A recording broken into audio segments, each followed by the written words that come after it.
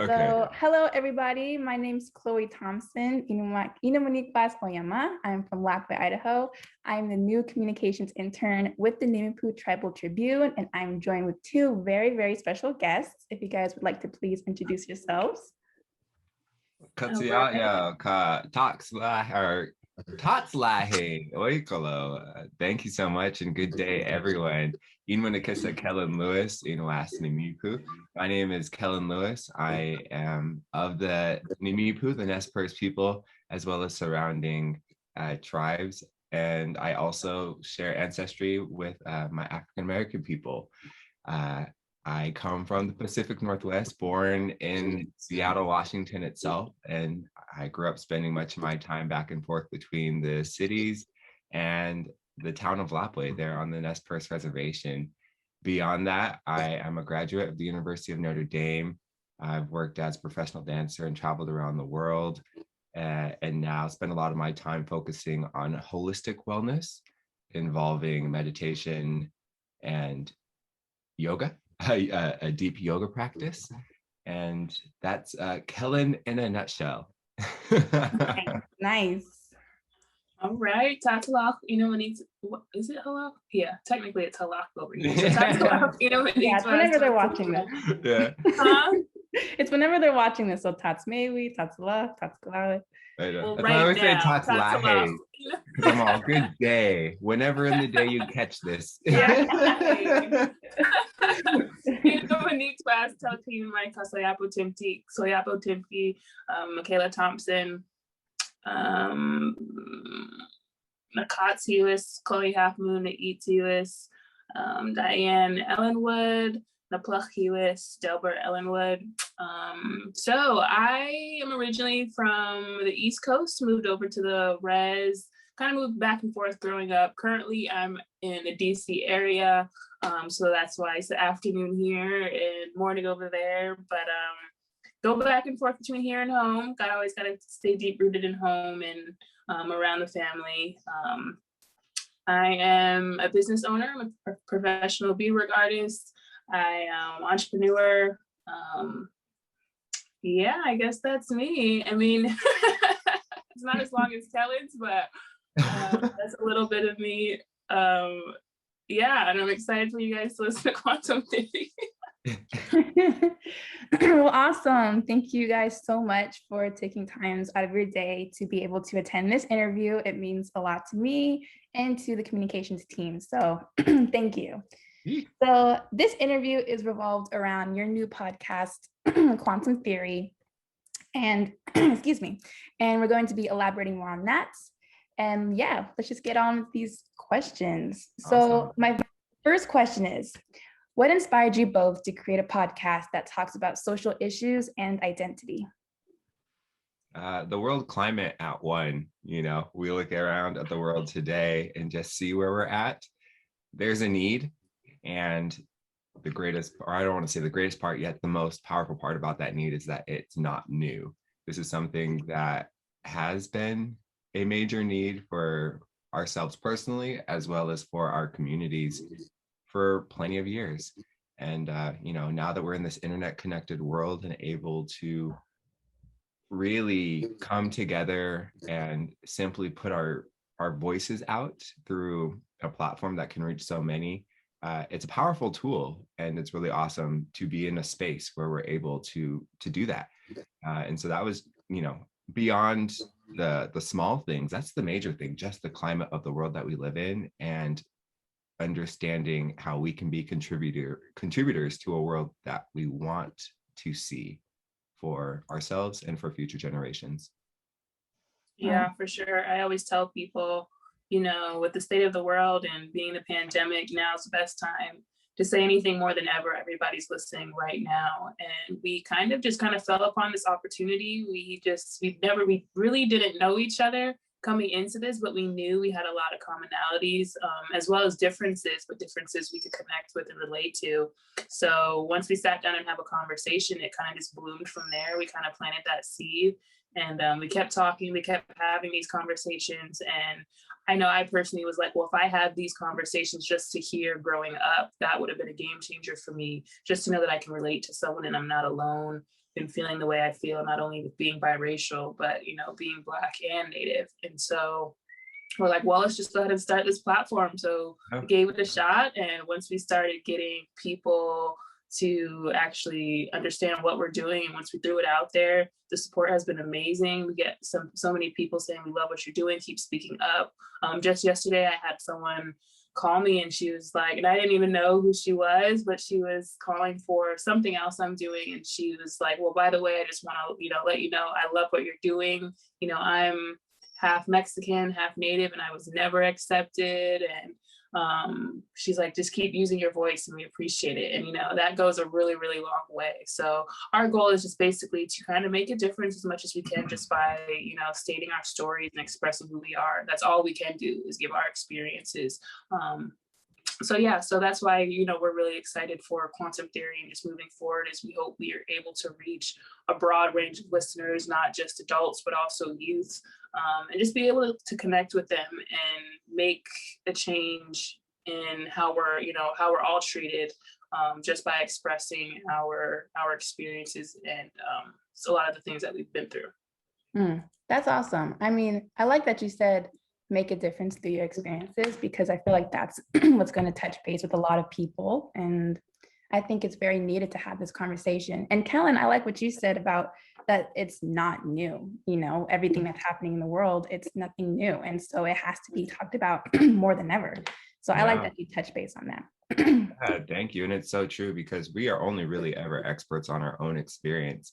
And what's so awesome is that even in sharing our stories in the moments where, sure, we may not have lived the exact same experience top to bottom, yet the nuance or the overall theme or some of the lessons that, or the challenges that are shared in that experience, you feel them and you can understand them and you can synthesize them. And it acknowledges, well, at least in my case, it acknowledges me personally. It lets me know that I'm not alone, because again, for me, I felt as though I was alone growing up. I felt as though I didn't have a grand community and people to understand these types of things. And when Mikailah and I came together in our first informal conversations, it's just so awesome, the things that came out and the lessons that were shared off of just joking around and telling a few life stories, you know? So really the experiences and our storytelling is, it's a powerful tool to help us really just mitigate all these feelings and in situations that we experience throughout life. Yeah, that's awesome storytelling. Okay, so next is and this is kind of a given question, but I want to put it out there. What are your opinions on blood quantum? Ooh, go ahead, Kellen. We both are trying to offer it up. Geez, well, you know, this is a moment. Here we are in 2021. I think differently about blood quantum now than I did 8 years ago. I will most likely feel different in another 8 years, and who knows, compounding another 8 years past that.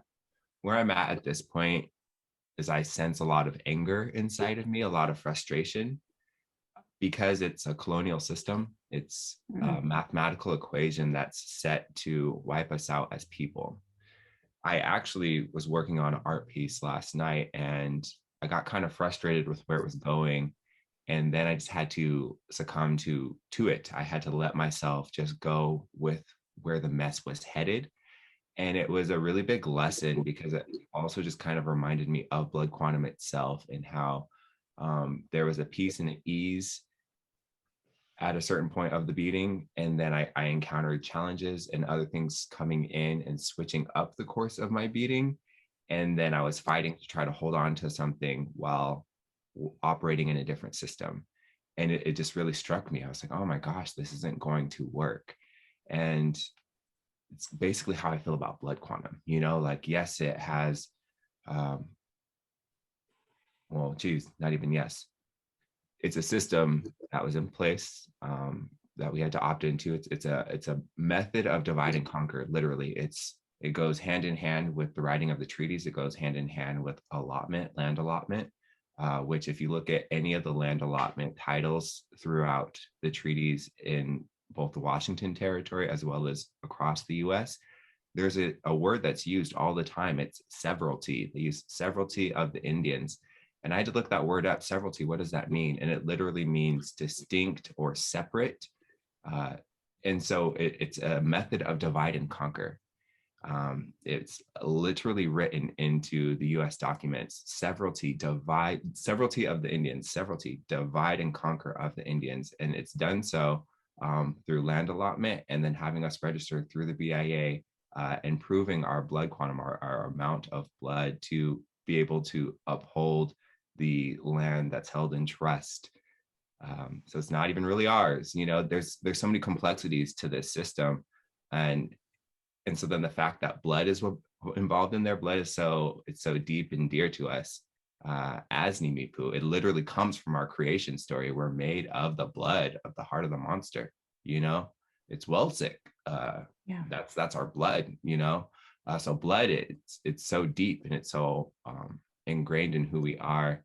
And I hope that in time we can reclaim our sense of blood and our sense of kinship with one another and move away from operating through a colonial system that dictates how we express our blood and our being. Yeah, blood quantum is always a hard topic to talk about, especially amongst tribal members, because there's some that are like, yeah, we definitely need to open it up. And then some of them are very closed off about it.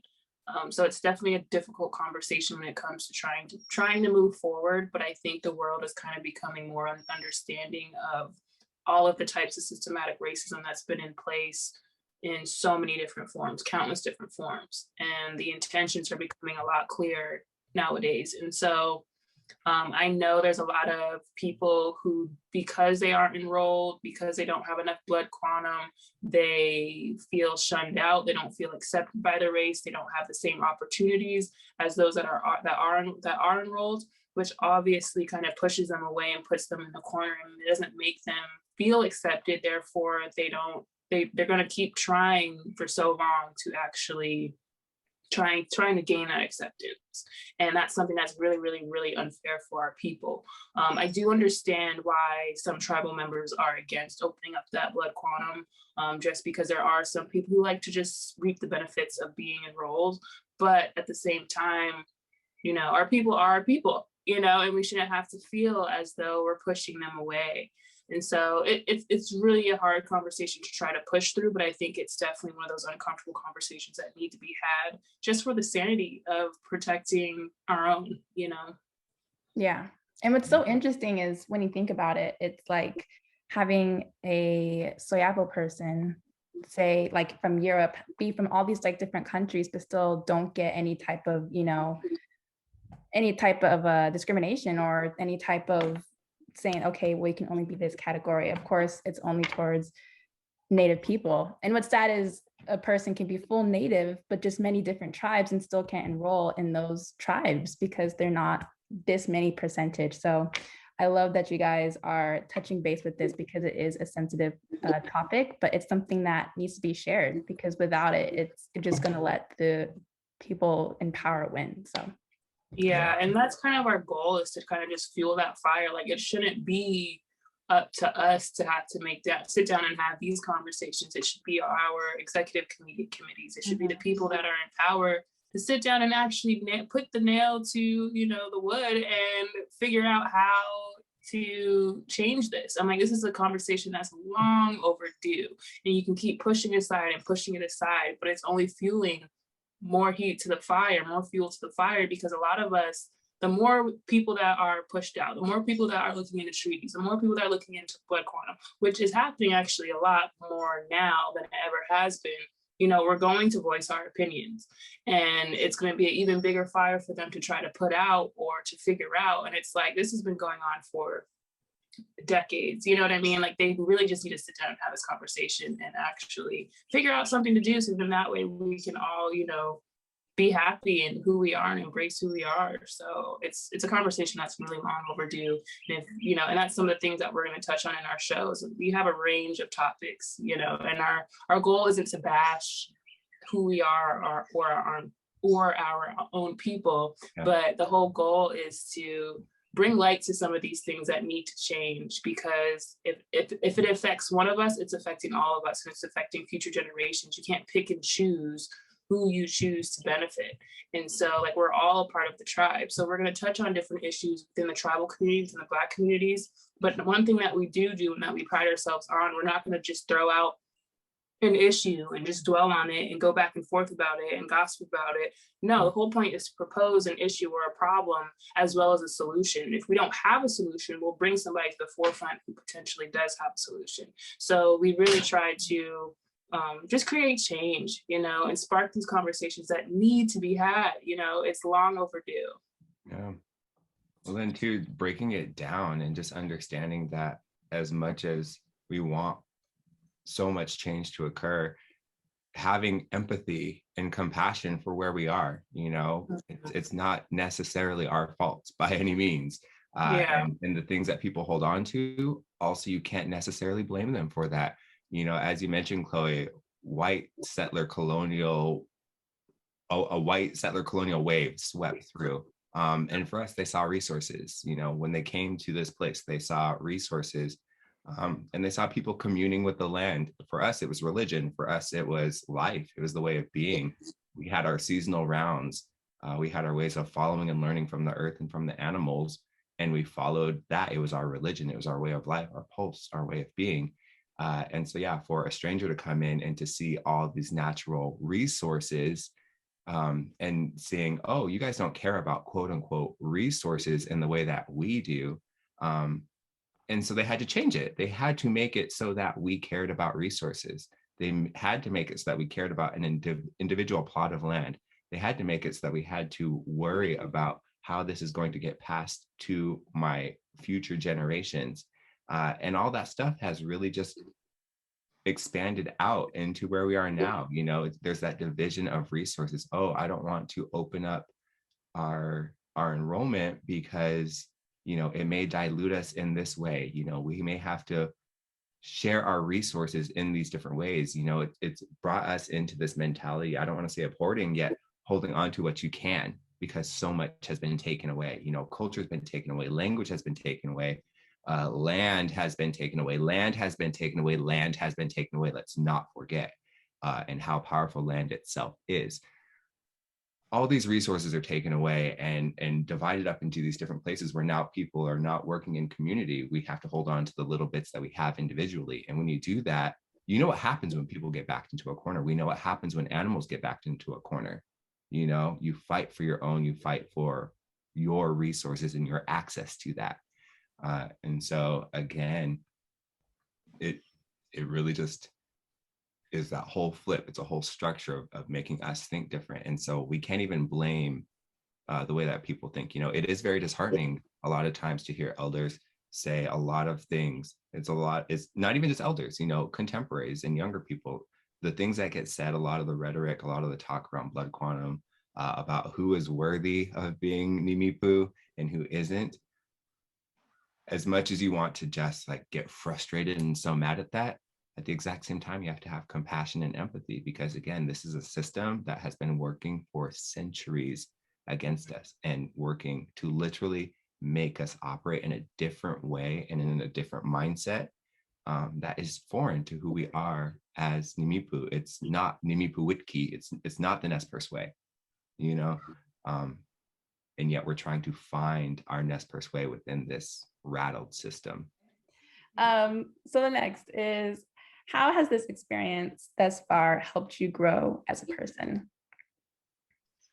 Oh, I think it definitely has helped me grow so far. I actually look forward to our conversations, and me and Kellen kind of stay in contact a lot. We probably talk every day about something or throw out an idea or whatever. And I think even though it's just us two, I felt like, in a way, this is a sense of community for me. I really it feels like a safe space, even if we disagree about something, that's fine.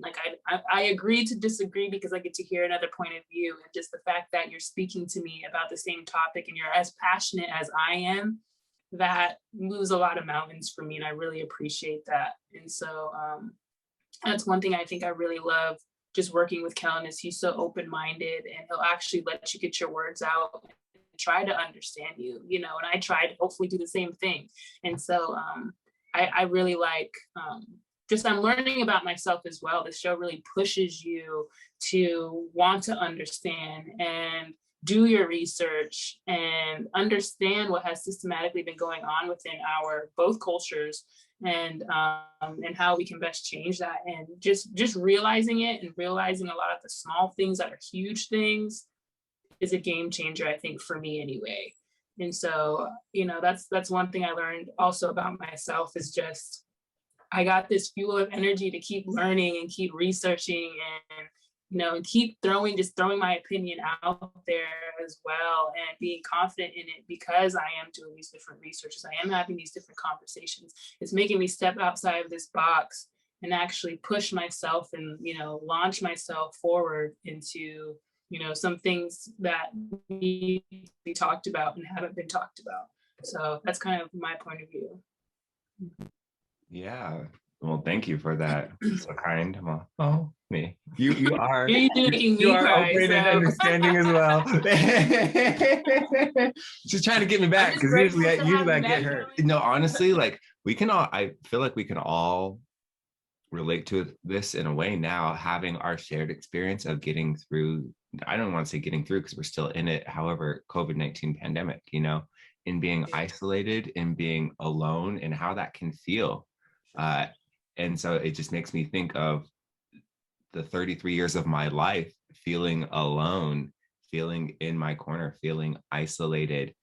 And now it's been within this year, and in meeting Mikailah and joining in conversation and in building what we now call quantum theory, you know, it's breaking out of that isolation. It's finally starting to have contact with another.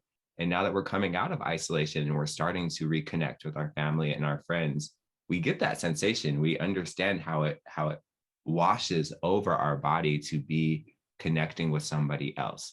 And it kind of feels that way, specifically for, you know, growing up biracial and being Black and Yamipu specifically, in our cases, where, yeah, it felt isolating throughout my entire life. And now here, in this moment and working with Mikailah, you know, it's breaking out of that isolation, and there's holes of light being punctured through this darkness that I felt, in a sense, if that makes any sense. And so that's been really beautiful as a part of this process. And beyond that, it's been awesome and very inspiring to see the ways in which we have worked beyond conversation and beyond what's on the inside. There's a lot of technical stuff that goes into this, and a lot of organizational work had to be put into it. A lot of stuff behind the scenes goes into what we can share with others. And it has been great to work through these challenges alongside Mikailah. And it's been such a learning experience on communication, on development of a product, on shaping of a message and a story.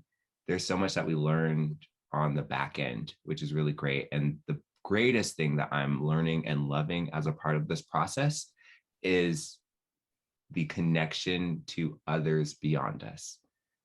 We've only released 2 episodes, and past those 2 episodes, we've had a few small clips of our audio conversations and our quotes put out through social media. And just from that small bit of content alone, the number of people who have reached out in messages, in phone calls, and especially in person, you know, literally stopping you and saying, hey, I listened to this. Hey, keep going. Hey, this influenced me in this way. Hey, I never thought about it this way.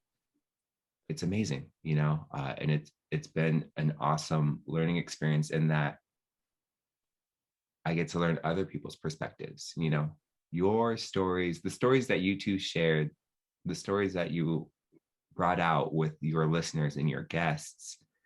It made me think in this different way. And now I'm approaching something in my life differently. You know, they'll come with these testimonies and these stories. And so then again, it's me learning from getting to share in their experience and their thoughts. And so it's broadening everything in my world as well. So those are the basic things that have really stood out to me, is one, the two of us building community and being a sense of light for one another. Two, our work ethic and motivational just way of being able to process through a lot of technical challenges in this, again, internet and technology crazy world. And then three, that sense of community and learning from others. We throw energy out, it swirls about with people, and then it comes back to us. And it's a huge learning process. Yeah, we get some people who like throw out even paragraphs. Like Kellen has gotten texts, I've gotten texts. We have people who comment or even DM us just their own experiences, and just to see the length of, some of the things that they share, it means that we're really resonating them. So, we're still growing that platform, but it feels really good to know. I think that's what keeps us going as well, is just knowing that no matter what the number is, that if there's people being influenced by it or feeling relatable, or things we're talking about that they don't understand, they didn't realize that we were going to be talking about, but it felt relatable to them because they've never spoke about it themselves. Like that's a really good feeling, just to know that we're relating to people. And so shout out to our fans. Just kidding. Yeah, so it's community, connection, and conversation that helps you grow as a person in the podcast, which is great. Yeah. Super great. Come on. You wrote our tagline for us. You want to work for us? I know, right? You can do all our copy. Oh my gosh. Okay. So this next question is for Kellen. Oh, snap. So I listened to I listened to the first two podcasts, and in the first podcast, or first episode, I should say, the topic was mental health, and you talked pretty explicitly about your past experiences, and it really, really touched me as a person to hear what you had to say. And I wanted to ask you, was it difficult to feel comfortable to share what you have gone through, or was it easy to elaborate on the darker struggles of your life? Well, first, Katia, for the kind words, and especially for opening up about yourself and your experience, and the fact that any of the words that I shared may have resonated with you. That is amazing to hear in itself. And beyond that, a special thank you again, always and forever, to Mikailah.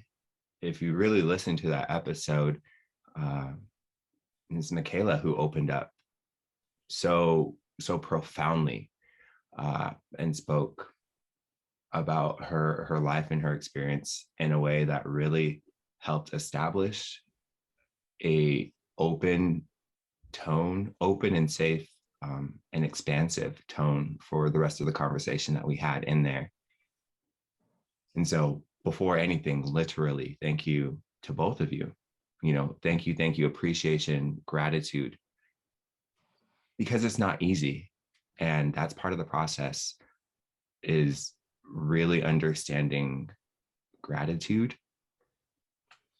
So even in asking, it's a powerful thing, because these aren't conversations that we naturally slide into in our day-to-day process. Beyond that, it has been a process for me working through I hate to simplify it down, with my mental health issues and my suicidality. There's an ease that comes about when I speak about it in these moments, only because of where I'm at in my life right now. A few years ago, I wasn't able to speak about it in the way that I do now. And I'm very curious how I will speak about it in the future. In the moment, I speak about it all very matter of fact. I speak about it as a matter of fact in the moment, because it just is. These are things that I process in my days, in my weeks. It's still stuff that I go through. luckily, I haven't had an episode or an experience recently within the last month. Yet within the last 3 months, I have, so as much as in this very moment, I may feel, oh, I'm past this thing. I know that life comes in waves, and sometimes I can fall back into these places. And so that's what brings about the ease in talking about it, is that it's a fact at this point. It's something that hits me in my life, and it's something that I work through. And because I know that much, and because I've established that base of it being a fact in a way, I'm able to process through it. And as a part of that is literally speaking to the truth of it all. This is what I feel. This is what I've experienced. These are the things that I've gone through. This is what I hope for. So it's not necessarily challenging. It is very challenging and very difficult to have these experiences and to work through them. I'm at a place now where it's not challenging to share that. It's not challenging to speak through it. And we can keep this in or take it out. Yeah, beyond this, I have been working with figuring out how, or just understanding how me, Kellen, can be a person who can accomplish so much, do so many things, speak so positively, and at the exact same time, be the complete anti to myself, to where, I can think the most negative things. I can process thoughts and plans of ending my life or of hurting myself based off of these thoughts and emotions that I'm tumbling with inside. And so, coming to mitigate these two things, this outward presentation, and I'm getting things done. I'm still accomplishing. I'm still touching other lives. I'm still making things in my life better. And at the exact same time, on the inside, sometimes I'm dealing with this whole energy that is taking away from my life, in a sense. Basically, though, the ease just comes from the understanding of it being a thing in my life, and knowing that really I'm not alone, even though in these moments you feel alone. And that's what really pushes those moments forward, is you feeling loneliness and separateness and a disconnect. Yeah, I'm not the only one. And so in sharing it and in talking through these things, again, who knows who it may affect and how it may affect them, and hopefully for the better. First, first, I definitely really want to commend you on sharing that. I know it's very difficult for anybody to share anything about their mental health, and the fact that you did that, it's just really eye-opening, and it's just great to hear what you, everyone is human and that everyone has this. And I've learned these past few years that if you're not mentally happy, then you're not happy. And it's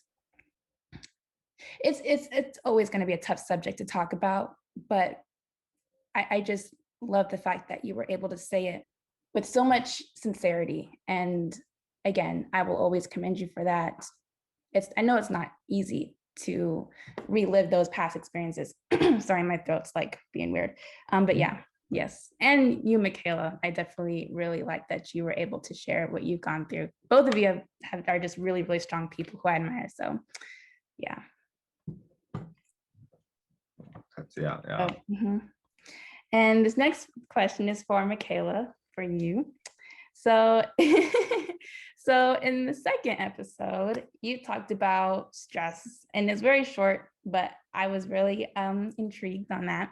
So you said that you liked having stress, and I wanted to ask, when did you feel that stress was just becoming too much, when you realized that this isn't normal, or this isn't making me feel happy? And then if you did, how did you make yourself feel at ease and kind of calm yourself down, or slow yourself down? I feel like this is a big question. For me personally, it may not seem like a big question, but maybe I've just endured too much stress. Yeah. No, that's why I asked. That's why I feel like, asked, 'cause I knew you'd have a good answer. I mean, it's hard. It's really thorough. You know, it goes back X amount of years. And ultimately, let's put it this way, with stress, it's self-imposed, right? It's not necessarily anybody's fault. And that's the thing. Anybody can play the victim when they want to. Anybody can say, well, this person's asking for this person. It all comes down to you. You create your own stress. Nobody creates that for you. How you juggle things and handle things is on you. And it could also mean, you know, you can get angry, you can quit, you can fuss, you can take it out on other people, or you can figure out how to maintain it. You can let some things go. You can organize, you can strategize. For me, my highest level of stress when I wasn't doing the things that I was doing that was causing stress for myself. So I was trying to please everyone except for me. And this was me taking on, like I kind of mentioned in our first episode, of just taking on so many obligations, so many jobs, trying to do the most and break my back to do something that really wasn't for me. I wasn't necessarily living for myself, and that was okay for me. But I think when I hit my breaking point of stress was when I realized I wasn't taking care of myself. I realized my opinion didn't matter. I kept pushing it aside, not taking care of me. I think that was my highest point until it became my breaking point, to where the outcome of me not taking care of myself really just hit me. So it was me, you know, not eating enough. It was not showing, but it was having a negative effect on my mental health and my health. And I think that was my boiling point. And once I hit that boiling point, and first of all, it takes a long time to understand, you know, that it takes a long time to understand that you're not doing things for you, and you need to start doing things for you. So this was probably 2019 when I was like, you know what, I've had it up to here in all different aspects, professional and personal. And so that was a different kind of stress. That was a stress that was just seemed like, you know, I can't please everybody. And once I hit that breaking point, I basically just started shutting out the things I need to shut out and work on me. So I think that's the first thing, is understanding you can still do what's important to you, but just in different ways. You don't have to continue this cycle that's been breaking you. There's different ways of doing things. It's important to strategize over stress. And so once I understood that and started putting myself first and understanding everything that I'm doing starts with me. It has nothing to do with anybody else. It starts with me. How I choose to work on this, how I choose to do this, it's up to me. You know, I'm in control. Put it that way. I'm in control. And the things that I'm not in control of, and I can't change, I let go of. So I think that's kind of how I have dealt with life stress, I guess, put that way, is realizing, hey, you have to put yourself first. It's not selfish to put yourself first, especially your mental health. Like we were saying, everything is figure outable. You know, it's okay to put a project on pause, say, hey, I'm not going to come back for another couple of weeks to work on this. You know, it's okay to put family aside, which is very hard, you know, especially within Black and Brown communities. You know, you don't have to give them an explanation and sit down and say, hey, I'm having a mental health breakdown, I'm having a mental health issue, you know, and it's very hard to open up to families, especially within Black and Brown communities, because they just assume that something's wrong with you, you know, or, you know, you have this deep root experience that's causing you stress, that's really showing in your day-to-day life, but you don't want to say that to your family, and they don't even really necessarily want to know what's going on with you. They don't want to ask these obvious questions that because they don't want to have to deal with it themselves. They don't want to feel as though, well, I'm family, so I have to deal with her. Now I have to check up on her. So there's that dynamic as well, which was really hard for me and my family a little bit, is just being able to grow and feel happy enough to grow or to express certain different emotions, is because I don't want to feel like I'm putting that on them, and I don't want them to feel as though they have to break their back to make sure I'm okay. So there's a lot of things that are unspoken, I think, within some family dynamics that shouldn't be. I think it should be very, you know, you should be able to find that person or those people, especially within your family, to talk about certain things and to know certain things, and for them to want to feel as though that they want to be there for you. So with that being said, being able to push that aside and basically just put yourself first, tap into yourself, finding the little things that make you happy. So this goes into not only life experiences, but professional and personal experience when dealing with stress, is being able to find those little things that make you happy. So for me, it's reading. I like reading. I like putting my phones down, being tapped into my book, grabbing my highlighter, and reading until I find something that resonates with me. I like going out on walks. I love the sun. You know, finding the little things that you find joy in, making note of those things, and being able to do them in high stressful situations, and being able to put that aside, take 5 minutes to do you, tap back in, come in with a game plan, you know? And so I guess that's how, in a roundabout way, how I deal with different types of stress, whether it's from life experience, personal or professional. It's just being able to understand myself, trusting my gut. But when it comes to liking stress, I guess that's kind of where you started off. I do like stress up to a certain point. I think there's different levels of stress. And this is what I mean by it, is when you're growing, when you're making a difference, when you're taking on something that you don't know how to take on and you're stressed out about it, it's because you're not doing anything that you've done before. You know, it means you're growing. If it wasn't challenging you, you wouldn't be stressed out about it. If it wasn't making a difference, you wouldn't be stressed out about it, because you're going to different levels that you've never been before. Therefore, it's causing this level of stress. Now, if I was doing something that I've done before and, you know, it's a piece of cake, it's not going to cause me stress, right? I'm not going to be worried about it. I got this. You know what I'm saying? I'm confident in this.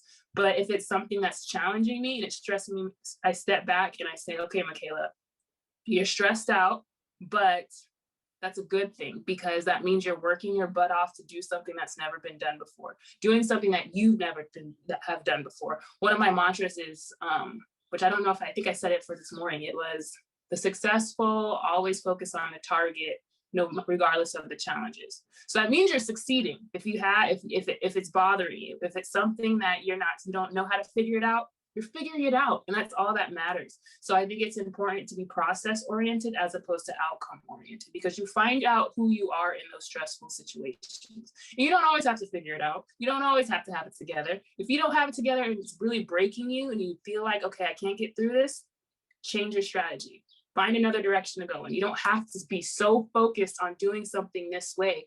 Understand your stress, understand your feelings, break them down, understand why you're feeling stressed out. So then that way, like, hey, maybe what it's trying to tell me, instead of going this route, I'm supposed to be going this route, you know, or let me try this. And you create your own opportunities, you create your own success. And that's why I like stress, is because it means like, hey, once I realize that I'm stressing out, once I realize I keep kicking myself, and when I feel down, it means you're actually making a difference. You're doing something. But it's also important to realize your own emotions and what you need in that moment for you, and being able to maintain it and juggle it. So that's kind of my really long answer. I feel like I've dealt with stress a lot, but it's because I'm constantly challenging myself.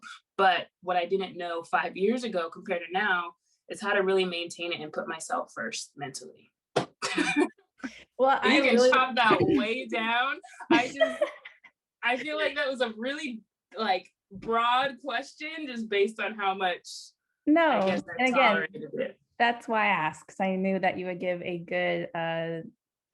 good answer for the people. Well, it's hard talking to my sister, because it's like, you've seen me stress, and I feel like I owe you an explanation too, as to how and why I move the way I move and do the things I do. But you can pull like 1 or 2 sentences out of that. I just feel like there's different levels of stress, and I've entertained them all. But like I said, it all comes down to me. It has nothing to do with anybody else. How you handle situations is up to you. How you live your life is up to you. And you create your own stress. Just make sure you're choosing it wisely. Mm-hmm. And I remember you saying in your answer, you said that it's important to be selfish. And I think that's really important to learn. That's what I'm trying to learn too. And I realized that selfishness and stress, just from what you said, are almost opposite, because when you're thinking of, or when you're stressed out, you're normally doing something for another person or for other people, and you kind of put their needs above your own. And could be, you know, of course that's not always the case, But I like that you said that. And I like that you said that sometimes you do just have to, in terms of making sure that mentally you're okay, mentally you're calm, and it's important to be selfish. So glad that you said that. It made me think deeper. So these last few questions are lighter and more fun. I wanted to kind of end it with a nice, sweet note, I guess. So this next one is pretty random, but I'm wanted to ask it. So if you could only choose one, what would you choose? Sage, sweetgrass, batoswai, or cows? And I asked this to Mikailah before, I think, too, but I want to know you did? I don't remember this. Oh, you didn't? Oh, okay. I thought I did. I'm batoswai all the way. If I was to rank, it'd be batoswai, cows, sweetgrass sage, but batoswai. I mean, batoswai just smells like home because it's only a Nimipu thing. So it's like when I get those smells, like our family only broke that out when it was like we really, you know what I'm saying? Like we really needed a bless up and just to see it on the back of the stove. So there's a lot of things that like is linked to not only home and not only community, but our family. So I like batoswai and I love how it smells. Yeah, cows for me. Yeah, the smell, the look. It's so earthy, which I enjoy. It was a hard toss up between that one and that one. Yeah. I mean, they all have healing properties, but Exactly. I guess in terms of smell and, Well, because then too, I loved, peeling the bits off the root and then just chewing on it raw, I always like that medicine. And then, yeah, again, having it like in boiling water, in sweat, and even in the soap forms, people put it in soap form, Yeah. I enjoy it so much. Yeah. And then when you get the cows, you just feeling just all native, it's all earthy, just trying to dig it out with your tukas. Exactly. No, see, I like cows because it's a process. You work for it. You create memories and stuff like that. I just feel like for me, batoswai is a little bit more rare. Like I don't smell it that often, and you can't just, opposed to sage and sweetgrass, you can buy it anywhere, and it's kind of universal. But I think, and then, like I said, it was a hard toss up. But I think batoswai is. I just remember like my katsa only breaking it out when it was like, oh wait, you really need a blessing, or is every now and then, and just seeing like the little black skillet pan on the back of the stove, like it wasn't something that I smell all the time, so it really made me feel like home. But I like cows just as much, so I don't know. That was a hard question. Or you break out the batoswai when you hear something knocking, or something. I know that's room. Immediately. But I don't know. I really like the smell of it. I like both. Like if that wasn't on the options, I would say cows. I like cows yeah, too. It's a hard pick. That's why. It's like this. Like. Okay. The last two questions. Okay. So if you could only meet one, who would you meet? MLK Jr., Angela Davis, Malcolm X, or Fred Hampton? Ooh, that's a tough one. Go ahead, Kellen. That's a tough one. Well, I want to say Angela Davis because of womanhood, which I know is kind of like superficial in a sense, yet also not. Because for me, with my understanding of the world, like men destroy things and women create. I see, women as creators, literally creators of life, Mother Earth, of everything. I think you might have just shifted my answer, Kellen. And my bad. No, that's good. Yeah. And so like for me, I'm like, whenever I look around, I'm like, men destroy things, women create. And not that like men don't create as well yet. It's, I don't know. I have this perspective that I operate out of now where, it's my aunties, it's my mom, it's my grandmas, it's my sisters, it's my cousins, it's the universe. it's these powerful feminine and woman energies that inform me the most.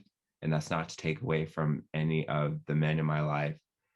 Yet it's just something that I notice. And so off of that specific list, that's what stands out to me. That was my first reaction. It's like, please let me go to the woman. Let me go to the most creative energy, that's where I was just immediately drawn to. And then then there's a lot of other complexities in there. Beyond that, yeah, that was my gut feeling. Yeah, I think I'm glad you went first, because it gave me time to process the question, because that's not like a quick question to really answer. I feel like my first instinct is, of course, Malcolm, but then when you think about it, behind every powerful man is an even more powerful woman, and those experiences are a lot more relatable. I think women have gone through a next level experience that men haven't been through, but we're always told to be hush hush. So it's therefore we have a lot more feeling. It's a lot more emotional, but it's a lot more political. It's a lot more radical. We feel all the feels, So I think Angela Davis would be a very good one to choose. I think one that I would really like to meet is Amy Garvey. If you haven't looked into Amy Garvey, definitely look that up and read about her, because she was she was a powerhouse compared to Marcus Garvey. No, not to discredit him, but she did a ton of things. But yeah, when I think about any women during that time period, so many names, so many faces flashed before my face, and our strength was our strength is, you can't compare it to men's. I feel like a lot of men, especially when it comes to Martin and Malcolm and Fred, it's like they put themselves in that platform. They had every right to do so. But it's also because they're the only ones that we're going to be listened to. Now, if you reverse it, and the women, everything that like Fannie Lou Hamer, for example, if we were put in that position, women have experienced so much hatred, they've just experienced so much. And if we had those positions that men had, I think that, I hate to say, real change might have occurred, but I feel like bigger change could have occurred, but it was because they were a woman. And so I would definitely say Angela and then Malcolm, but it's a strong second. Yeah, I wanted to make it tough for you guys, that's why then it's strange but too, Malcolm because of like homage. I was gonna say, just from existence too, just from lifespans, so it kind of adds that other thing. It's hard, but it's because she's a woman. I think out of anything, that's why she's a strong first. But also Malcolm always paid homage to the woman as well. But I mean, what's better than an actual woman having to break down those experiences? But I think when it comes to the most relatable, probably definitely Angela for me. And Martin did say the most disrespected person in America is a Black woman. It's a Black woman. Yeah. Yep. All right. Well, we reached the last question, guys. And first, I want to say, a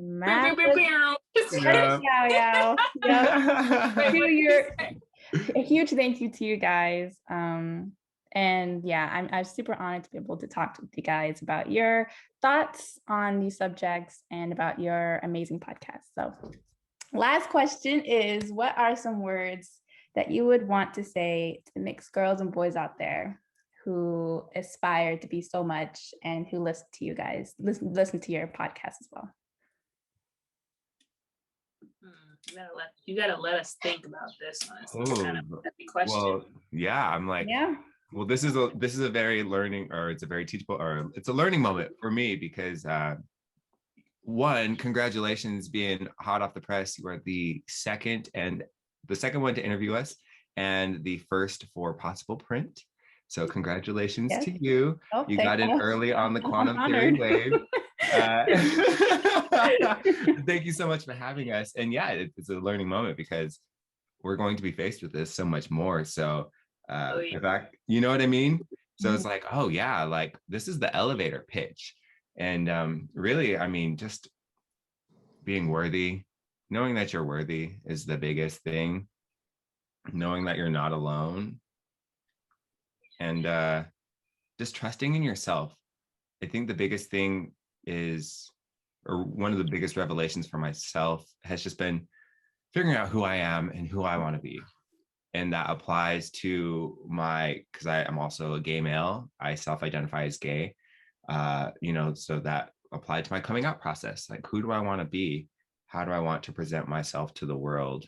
What are the parts of me that I put a shell or a shield on in order to just get through?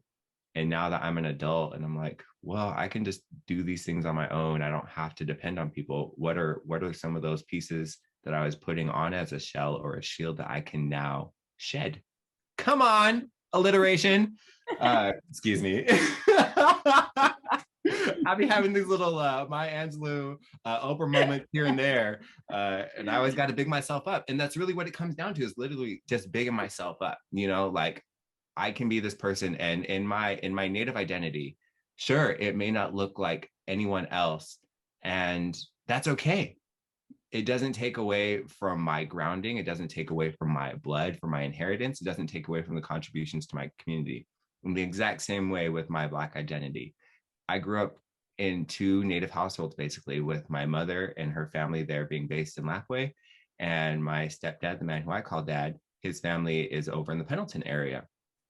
Two Native families. So I established my Black identity on my own, and in my outside world. And that was something that I really had to contend with, especially as I moved into college and I was moving out of very white neighborhoods where I was I was one of a few brown people in a large sea of whiteness. And then now being faced with being put in with people that came from fully Black communities, fully Black households, very diverse cities and spaces. And it was troublesome for me to really put my foot down in who I was with, especially my Black side. And after all these years, I'm like, I can be whatever Kellen wants to be, and whatever Kellen wants to be will be Nimipu. It will be Black, and it will be whatever else Kellen decides. And so if anything, just understanding self-worth and letting that be your driving force. No matter what you do, you'll always belong to anything that's inside you. And so you don't need to shape that to fit the model that somebody else may see. Just be whatever you want to be in that, and it'll be the thing. Great. Yeah. Great words. I was just going to say, you have nothing to prove and to be you beautifully. That's all I'm going to say. Okay. Great words. Yeah, I like how you waited because you just assumed I was going to ramble on. That's all I was going to say. That's all. That's my words of wisdom. Great. Sounds good. So again, thank you guys so much for being here. And thank you to you who watched this interview. I really appreciate you also taking time out of your day to watch our interview with Mikailah and Kellen. So hope you guys have a great day. And thank you again to Mikailah and Kellen. Thank you. Yep. And I hope that you guys are able to take a lot from this interview.